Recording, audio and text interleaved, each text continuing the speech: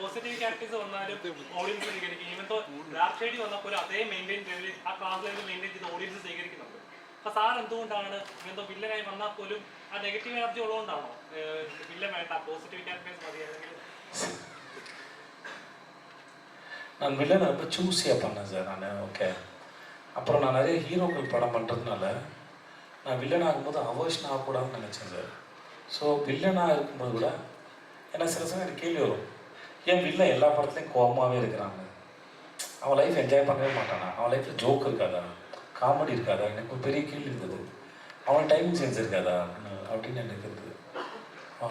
அதனால் நான் அதை என்டர்டெயின் பண்ணவும் ட்ரை பண்ணேன்.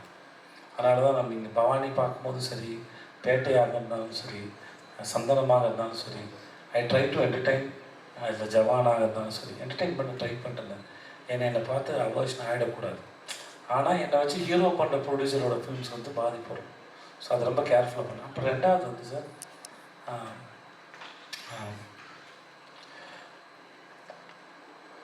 ஒரே மாதிரி போயிட்டுருக்கு லைஃபு. கொஞ்சம் நம்மளால் எதாவது முடியும்னா நம்மளே என்கேஜ் பண்ணிக்கிறதுக்கு எதாவது ஒன்று ட்ரை பண்ணுறதா சார். அது அது என்ன ஃபார்மில் சொல்கிறது எனக்கு தெரியல. ஆனால் அது ஒரு இப்போ நான் பயந்துக்கிட்டே எப்படி சார் இருக்கிறது, லைஃப் போயிட போகுது, விட்டா அவ்வளோதான் அப்படின்னு பயந்துகிட்டே வாழ்கிறதான்னு இருக்குது. அதை விட வாழ்ந்தான் அப்படின்னு இருக்கிறது பெட்டர். ஓகே, ஒருத்தன் வந்தான், ஓகே அவன் இப்படியானா இந்த மரத்துக்கு தவனா, அந்த பள்ளத்தில் குதிச்சா, அந்த மேட்டில் ஓடினான்னு ஏதோ ஒன்று சொல்கிறாங்கல்ல, அது அந்த மாதிரி வாழ்ந்தேன்னு ஒரு at least I try to make myself happy. That's also பெரிய ரீசன் ஒன்றுமே இல்லை சார்.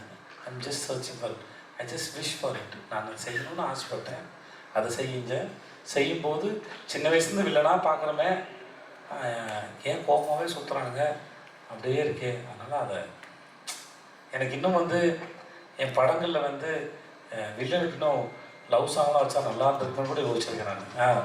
பேரில் அவர் ஒரு பக்கம் ஒரு பொண்ணை லவ் பண்ணுறாரு, நான் ஒரு பக்கம் ஒரு பொண்ணை லவ் பண்ணுறேன்.